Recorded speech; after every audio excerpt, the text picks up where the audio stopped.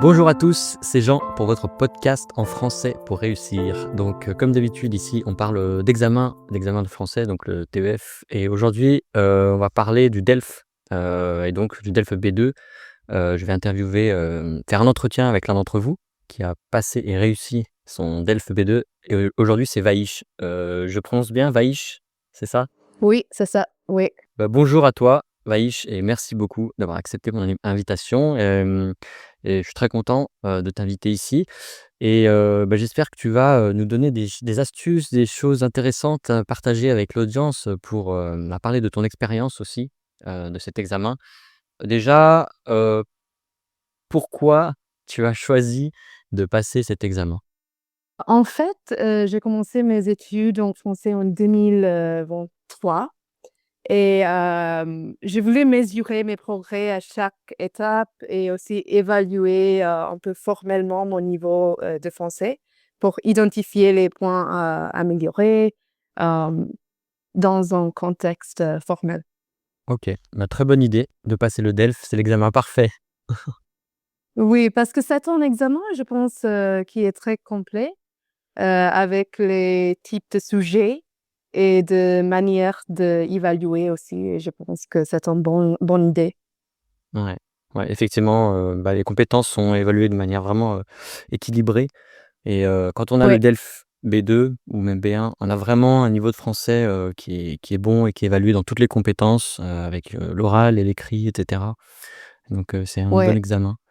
Et du coup, tu as passé le B1 aussi, hein, c'est ça? BA aussi, B1 en novembre, non, oui, je pense B1 l'année dernière, peut-être en mai, oui, et A2 aussi. A2 et puis, B1 et B2 en mai cette année. OK, ouais, super, ouais, tu es allée assez vite et tu es assez régulière dans ta progression. Oui, je pense chaque 6 mois, peut-être. Ouais. 6 mois, 6 ou 7 mois. Ah ouais, super. Ah ouais, c'est très bien. Tu as continué sur la lancée et tu as gardé cet élan, donc c'est bien. Oui. Et donc j'aimerais savoir en fait comment tu as appréhendé cet examen? Est-ce que tu avais des difficultés particulières? Est-ce que c'était plutôt l'oral, plutôt l'écrit? Tu avais des inquiétudes particulières et comment tu t'es préparé par rapport à cet Oui, examen? pour moi, la production orale spontanée et la production écrite, dans une manière structurée, ont été mes plus grandes, difficultés. Hem, mais je pense que pour l'écrit, je ne pratique pas assez, les structures un peu compliquées. Mes écrits sont parfois, un peu basiques, et je sens que je dois enrichir mon vocabulaire. Spécifiquement avec le niveau B2, je pense que les thèmes et les sujets sont un peu variés et c'est nécessaire, de développer un vocabulaire un peu varié, un peu compliqué aussi et je pense que ça, c'est mon problème avec, oral. Les structures, sont toujours un peu basiques, que j'utilise et je voudrais améliorer, cette chose pour l'examen, le prochain examen. Oui, donc tu as eu ces difficultés par rapport aux structures et au vocabulaire aussi. C'est vrai que sur le DELF B2, on a du vocabulaire spécifique à différents thèmes et on parle même de thèmes de société, hein, comme l'environnement, les choses comme ça, donc Oui, oui et c'est nécessaire d'inclure, les connecteurs logiques aussi je pense que je dois pratiquer un peu plus, d'inclure, les connecteurs logiques dans mon, production orale et écrit aussi. très bien. Et tu raison, ça fait vraiment la différence, hein, une argumentation structurée, organisée. C'est Oui, vraiment l'un des requis en fait de cet examen. Et exactement. comment est-ce que tu t'es préparé d'une manière particulière ou est-ce que t'as juste écrit en te corrigeant? Comment tu as fait? En fait, pour me préparer, j'ai combiné plusieurs, approches. J'ai un professeur, que je travaille principalement et nous passons en revue le livre Alter Ego B1.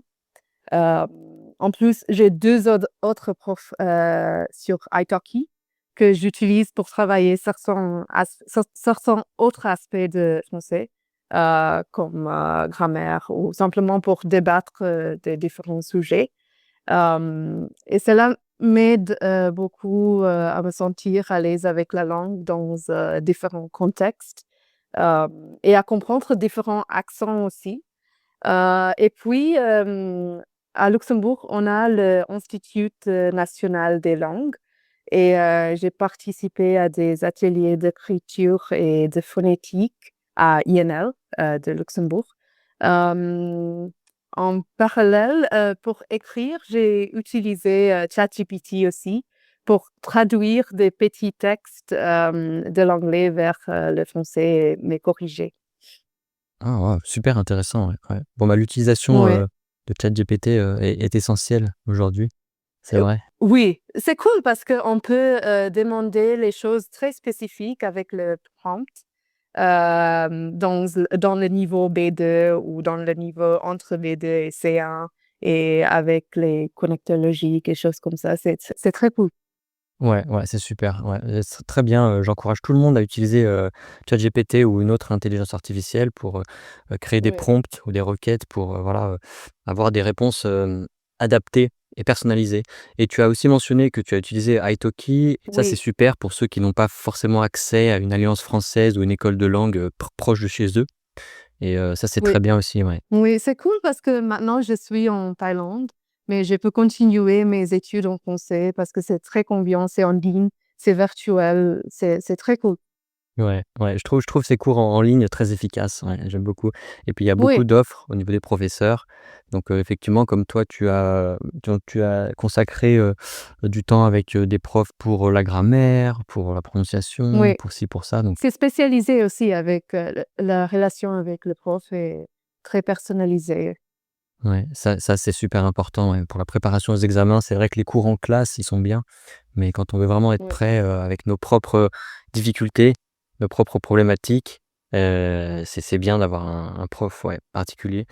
Oui. Et par rapport à ton examen, donc bon, j'imagine que, au début, enfin, tu t'étais préparé, puis après tu l'as passé et après l'avoir passé, ce DELF B2, est-ce qu'il y avait des choses, qui t'ont surprise, en fait, des choses, auxquelles tu t'attendais pas et tu dis: «Ah ben, ouais, j'étais surpris, il y avait ça, il y avait pas ça», En fait, avec la structure de mes examens de DELF, j'étais assez familière avec le format de DELF et DELF B2 spécifiquement. Donc, je pense qu'il n'y a pas beaucoup de surprises pour moi. Oui, peut-être je pensais que je peux pratiquer un peu plus de parler avec spontanéité parce que c'est toujours un peu difficile dans un contexte de l'examen. Je pense que c'est un peu difficile. oui, c'est vrai. Et alors toi, est-ce que le stress t'a affecté ou pas? De quelle manière? Pas du tout, hem, pas de stress, mais c'est un peu drôle parce que j'ai pensé que mon production orale était pas mal. Parce que je pouvais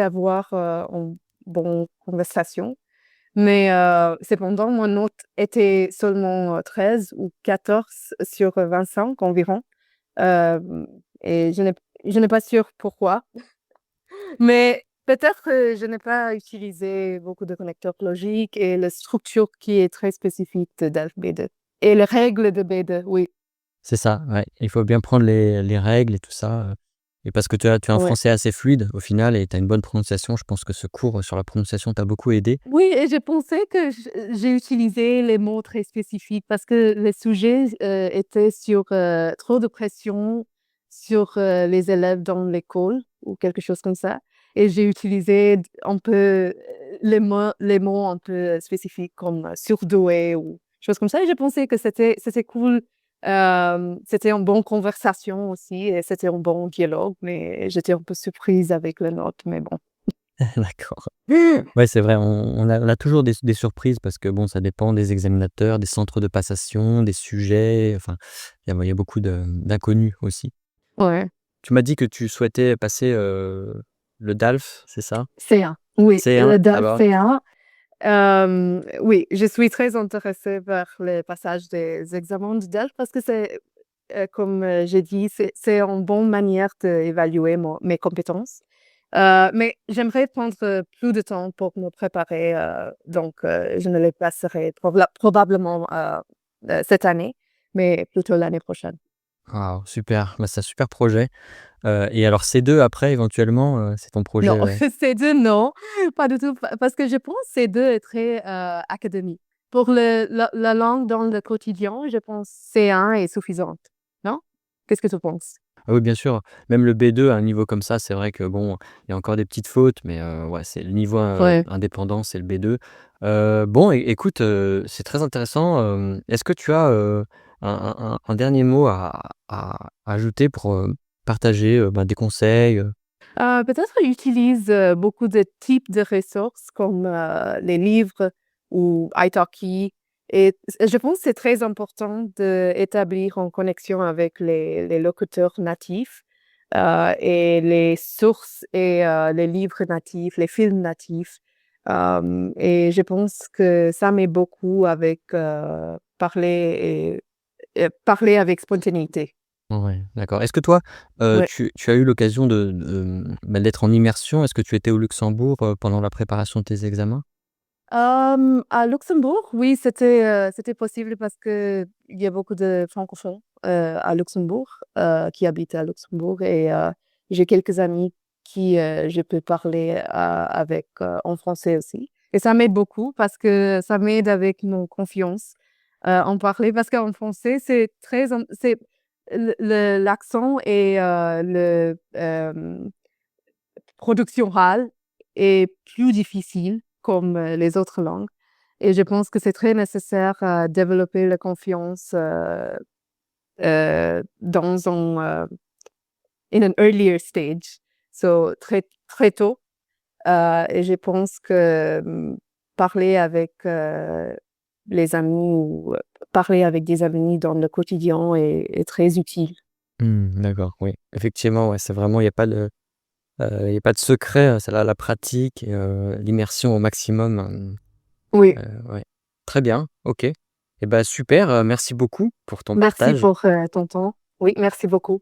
Et puis, eh bien, si vous aussi vous avez passé un examen, comme Vaïch, donc le DELF B2 ou même le TEF, Mmh. bien, que vous souhaitez partager et parler de votre expérience, eh bien, vous pouvez me contacter, via le site getsetfrench.com ou alors, il y a un lien, en description du podcast. Vous pouvez aussi, télécharger la transcription de cet épisode pour ceux qui ont pas encore le niveau B2, qui comprennent mais qui ont manqué certains mots.